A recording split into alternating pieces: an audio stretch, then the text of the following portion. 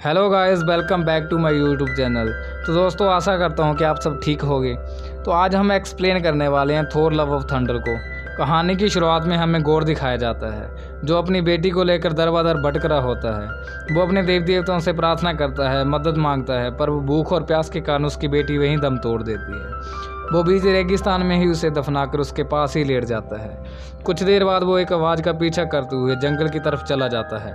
जाते ही वो तालाब को देखकर पहले अपनी प्यास बुझाता है। थोड़ी आगे जाकर फल देखकर वो उस पर टूट ही पड़ता है। न जाने कितने दिनों से भूखा था और अचानक वहाँ पड़ी तलवार से उसका हाथ कट जाता है और कुछ ही देर बाद अपने आप ठीक भी हो जाता है। और वहीं अचानक उसके सामने उसका देवता आ जाता है, जिसे देखकर उसके आगे वो अपना दुख प्रकट करता है। बताता है कि कैसे उसके ग्रह पर सब लोग भूख और प्यास से मर चुके हैं और वो उनका आखिरी भक्त है, और इन सब के बावजूद भी वो उनको पूरे दिल से अपना देवता मानता है और उनसे मदद की कामना करता है। देवता उसे कहता है कि मैंने अभी अभी नेक्रोस बोर्ड दान करने वाले को मार गिराया है। अपने अहंकार में चूर वो बोलता है कि मैंने तो उसे मार गिराया है जो मेरा साम्राज्य ख़त्म करने आया था, और मैं तुम जैसे तुच्छ प्राणी की मदद क्यों करूं। और उसको समझाते हुए कहता है कि आपका साम्राज्य तो ख़त्म हो चुका है, आपको मानने वालों में से कोई नहीं बचा है, बस सिर्फ अकेला मैं बचा हूँ, और मैंने अपनी बेटी को भी खो दिया है। पर वो देव तो उसकी हंसी उड़ाते हुए उसकी बात को एक सिरे से नकार देता है। उल्टा उसे कहता है कि तुम और बाकी सब मर भी जाओ तो मुझे क्या ही फ़र्क पड़ने वाला है। यह सुनकर गौर का विश्वास टूट जाता है। वो ये बर्दाश्त ही नहीं कर पाता कि उसका भगवान इतना निर्दयी कैसे हो सकता है। वो अपने गले से तावीज़ निकाल कर नीचे फेंक देता है, जिसे देखकर गुस्से में आकर वो देवता उसे ही मारने लगता है। तभी वहाँ पड़ी तलवार अपने आप गौर के हाथ में आ जाती है और उसमें उसकी सारी शक्तियाँ भी आ जाती हैं। फिर गौर उसी तलवार से उस देवता को मार गिराता है और कसम खाता है कि अब वो किसी भी देवता को नहीं बख्शेगा और एक एक करके सभी को मार दे।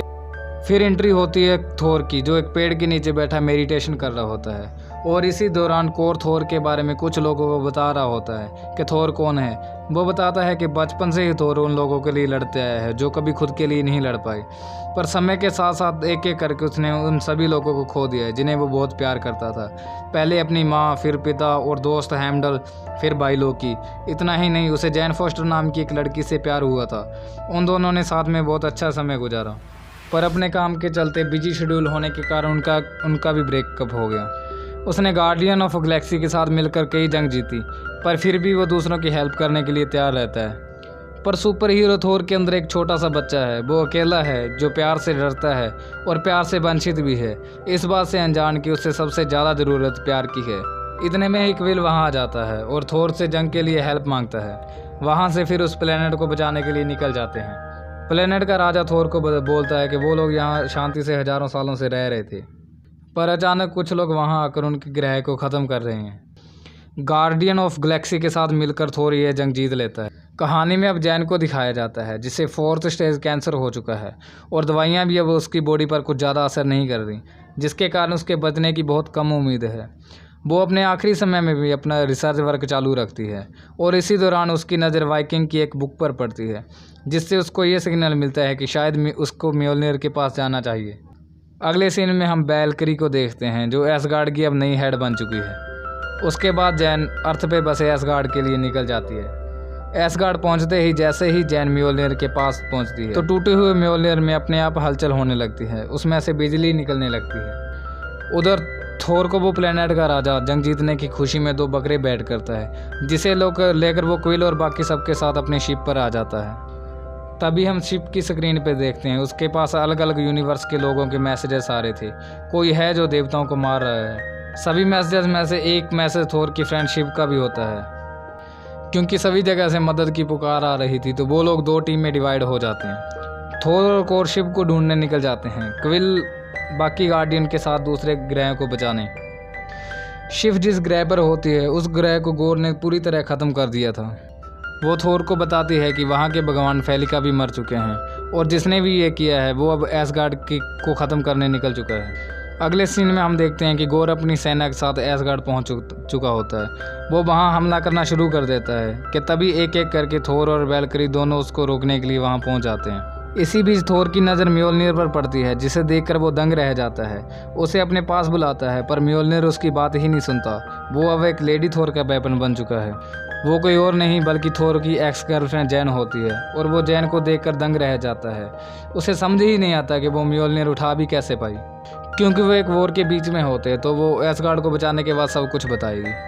और थोर, जैन और वैलकरी तीनों मिलकर गोर पर हमला करते हैं, ये जानते हुए कि उन तीनों का सामना वो एक साथ नहीं कर पाएगा। गोर अपनी सेना को लेकर वहाँ से निकल जाता है, मगर जाने से पहले वो एसगार्ड के बच्चों को कैद कर लेता है, जिससे थोर को लड़ते समय उसके पास नेक्स्ट बोर्ड दिख जाता है, जिससे वो समझ आता है कि इसी वजह से वो देवताओं को मारते आ रहा है और इतना ताकतवर हो चुका है। इसके बाद फिर थोर जाके सीधा जैन से मिलता है।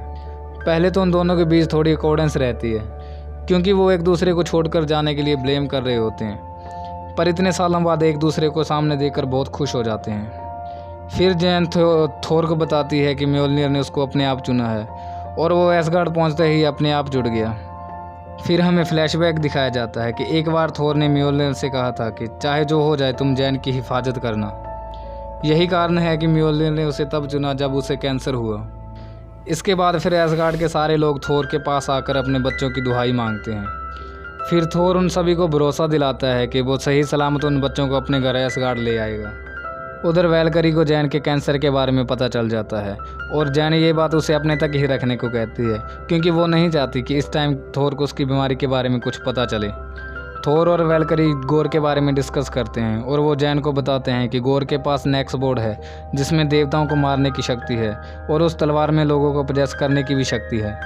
और गोर के साथ कुछ ऐसा ही हुआ है, वो तलवार समय के साथ साथ अपना मालिक बदलती आई है। इतने में ही हेमडोल का बेटा एस्ट्रोड थोर से कांटेक्ट करता है। उसके पिता की तरह उसके पास भी ये सुपर पावर थी। वो उन्हें बताता है कि गोर उन्हें अंधेरे सायों की दुनिया में ले आया है, एक ऐसी जगह जहां वो सबसे ताकतवर है।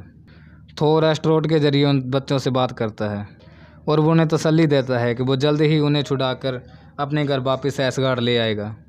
वो उन्हें कहता है कि वो एसगार्ड के बच्चे हैं, उनमें इन सब से लड़ने की और जीतने की ताकत है। इसके बाद थोर, कोर, जैन और वैलकरी गॉड ऑफ लाइट ज्यूस के ग्रह पर पहुंच जाते हैं। सभी देवी देवता वहां आए होते हैं। थोर चाहता था कि ज्यूस अपनी सेना को लेकर थोर के साथ मिलकर गोर को ख़त्म करने में उसकी मदद करे, पर ज्यूस इस बात से साफ इनकार कर देता है। गोर के पास नेक्स्ट बोर्ड थी और इसीलिए उसको अपनी जान सबसे प्यारी थी और उसका ग्रह भी छुपा हुआ था, जिसका पता सिर्फ देवताओं को था। गोर चाहकर भी उस ग्रह तक नहीं पहुंच पाता। ज्यूस ने इस पूरे मामले में अपने हाथ खड़े कर दिए। थोर को ये सुनकर झटका लगता है कि जिस ज्यूस को आज तक वो अपना आइडल मानता है वो इतना ज़्यादा डरपोक है। थोर और ज्यूस की बात के दौरान हमें पता चलता है कि गोर एटर्निटी जाना चाहता है। एटर्निटी ब्रह्मांड की सबसे ज़्यादा शक्तिशाली जगह है। जो भी वहाँ सबसे पहले पहुँचता उसकी कोई भी एक इच्छा पूरी की जाती है, पर गोर वहाँ जाकर सभी देवी देवताओं को एक ही झटके में ख़त्म कर देगा। उसकी यही एक विश है जिसके लिए वो एटर्निटी जाना चाहता है। यूस अपनी सफाई देते हुए ये तक बोल देता है कि गोर कभी एटर्निटी पहुंच ही नहीं सकता। इतना ही नहीं, वो सबके सामने थोर का मजाक उड़ाते हुए उसे बंदी बना लेता है, क्योंकि उसे डर था कि थोर के जरिए गोर यहाँ ना पहुँच जाए। फिर वैलकरी, कोर और जैन थोर को आज़ाद करके ज्यूस से लड़ते हैं। फिर थोर ज्यूस पर अटैक कर उसका वेपन थंडर बोल्ट लेकर उस सबके सामने वहाँ से भाग जाता है और वहाँ से गोर के प्लेनेट अंधेरी दुनिया के लिए निकल जाता है। रास्ते में थोर जैन को बोलता है कि वो अभी भी उससे बहुत प्यार करता है और उसके साथ रहना चाहता है। जैन उसे बताती है कि उसे कैंसर है और वो जल्द ही मर जाएगी, पर मरने से पहले वो उन सभी बच्चों को बचाना चाहती है। थोर ये जानकर बहुत दुखी होता है और बोलता है, तुम चाहे जितना भी जियो, मैं हमेशा तुम्हारे साथ हूँ। फिर कुछ देर बाद वो अंधेरी दुनिया पहुँच जाते हैं। वहाँ पहुँचकर जैन को पेंटिंग्स और ड्राइंग्स के थ्रू पता चल जाता है कि स्टॉर्म ब्रेकर के जरिए एटर्निटी तक पहुंचा जा सकता है। वो समझ आती है कि गोर उन्हें यहाँ क्यों बुलाया है। उसे थोर का स्टॉर्म ब्रेकर चाहिए था और बच्चे भी वहाँ नहीं, ये तो उनके लिए एक ट्रैप था। तो वो तुरंत स्टॉर्म ब्रेकर को उठाती और कहीं दूर फेंक देती है। फिर तभी वहाँ गोर आ जाता है और तीनों को बंदी बना लेता है। वो थोर से स्टॉर्म ब्रेकर मांगता है और वो थोर उसे मना कर देता है और इसलिए वो उसकी आंखों के सामने जैन और वैलकरी को मारने लगता है। ऐसा होते देख थोर के पास और कोई ऑप्शन नहीं बचता और वो स्टॉर्म ब्रेकर को अपने पास बुला लेता है। जैसे ही वो उसके हाथ में आता है तो सब तरफ बिजली गिर जाती है, जिससे जैन और वैलकरी भी आज़ाद हो जाते हैं। थोर और गोर के बीच में लड़ाई होती है। जैन और वैल्करी भी गोर की फौज से लड़ रहे होते हैं। फिर इसी दौरान गोर थंडरबोल्ट उठाकर वैल्करी पर अटैक कर देता है। वैल्करी को बचाने के लिए जैन थोर को तुरंत वहां से वापस चलने को बोलती है। थोर स्टॉर्मब्रेकर के जरिए बाइफ्रोस्ट खोलता है और गोर उसे रोकने की कोशिश करता है। उसे रोक तो नहीं पाता, लेकिन वो उससे स्टॉर्मब्रेकर छीन लेता है। बाइफ्रोस्ट से होते हुए वो तीनों वापस एसगार्ड पहुंच जाते हैं। उधर जैन का कैंसर भी उसे बहुत ज़्यादा कमज़ोर कर चुका होता है। उसे हॉस्पिटलाइज किया जाता है। म्योल्नियर एक बहुत पावरफुल वेपन है जिसे उठाने के लिए बहुत ज़्यादा पावर की ज़रूरत होती है। इसलिए जब जब जैन उसे उठाती है तब तब उसका कैंसर उस पर हावी होने लगता है। थोर उसे अब किसी भी कीमत पर म्योल्नियर उठाने के लिए मना करता है, क्योंकि उसने एक बार भी ऐसा किया तो वो मारी जाएगी। उसे कहता है कि तुम्हें जीना होगा मेरे लिए, मैं जल्द ही वापस आऊँगा, हम एक साथ रहेंगे, तुम अब म्योल्नियर को हाथ भी नहीं लगाओगी। इतना बोलकर थंडरबोल्ट उठाकर अकेला गोर से लड़ने निकल जाता है। पर हम देखते हैं कि गोर सिर्फ नाक की अटोंटी के द्वार तक पहुंच जाता है और स्टॉर्मब्रेकर की मदद से उसने वो द्वार खोलना भी शुरू कर दिया है। तभी वहां थोर आ जाता है और उसे देख गोर अपने सिपाही बनाने लगता है। थोर वहां मौजूद बच्चों में अपनी सुपर पावर डाल देता है। वो बच्चे साथ मिलकर गोर की आर्मी से लड़ते हैं और थोर गोर से, और वो अपने स्टॉर्मब्रेकर के बिना इतना ताकतवर नहीं होता है कि वो गोर को हरा पाए। उधर हॉस्पिटल में जैन इस बात का अंदाज़ा लगा लेती है। गोर थोर पर भारी पड़ने लगता है और वो लगभग थोर को मारने ही वाला होता है। तभी हम देखते हैं कि कुछ सेकंड्स में जैन वहां आकर उसे बचा लेती है। जैन को अपनी आंखों के सामने देख थोर का दिल टूट जाता है। उसकी आंखों से आंसू निकलने लगते हैं, क्योंकि उसे पता था कि म्योल्नियर उठाने के बाद अब उसके साथ क्या होने वाला है। एक तरफ जैन गोर को रोकने की कोशिश करती है, दूसरी तरफ थोर स्टॉर्मब्रेकर निकाल कर अटोंटी का गेट बंद करने की कोशिश कर रहा होता है। थोर स्टॉर्मब्रेकर निकाल लेता है, वो उसे एस्ट्रोड को देता है और बाइफ्रोस्ट को सभी बच्चों को एसगार्ड ले जाने बोलता है। एस्ट्रोड ठीक अपने पिता हेमडोल की तरह बाइफ्रोस्ट खोलकर सभी बच्चों को अपने साथ लेकर एसगार्ड के लिए निकल जाता है। बाद में गोर और थोर के बीच में घमासान लड़ाई होती है। जैन ये देखकर समझ आती है कि नेक्सबोर्ड एक बहुत ज़्यादा पावरफुल तलवार है, तो आसानी से तो वो ख़त्म नहीं होगा। वो अपना म्योल्नियर एक बार फिर से उठाती है, पूरी ताकत के साथ उसे तलवार पर फेंक उसे उसके 2 टुकड़े कर देती है, उसे पूरी तरह ख़त्म कर देती है। ऐसा करते ही जैन नीचे गिर जाते हैं, उसकी बॉडी में कुछ जान ही नहीं बची है। थोर भागकर उसके पास आता है। गोर पूरी तरह घायल हो जाता है। तब तक अटोंटी का दरवाज़ा खुल चुका होता है। गोर धीरे धीरे उसके अंदर जा रहा होता है और जैन को गोद में उठाकर थोर भी उसके पीछे चला जाता है। गोर सबसे पहले अटोंटी के दरवाजे तक पहुंच जाता है। अटोंटी से विष मांगने ही वाला होता है। थोर उसे रोकता है और बोलता है, अगर बदले की आग में तुम सबको मार भी दोगे तो तब भी तुम्हें शांति नहीं मिलेगी। इससे अच्छा है तुम अपनी बेटी को मांग लो।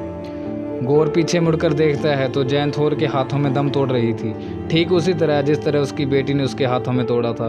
गोर को अपनी बेटी की याद आ जाती है।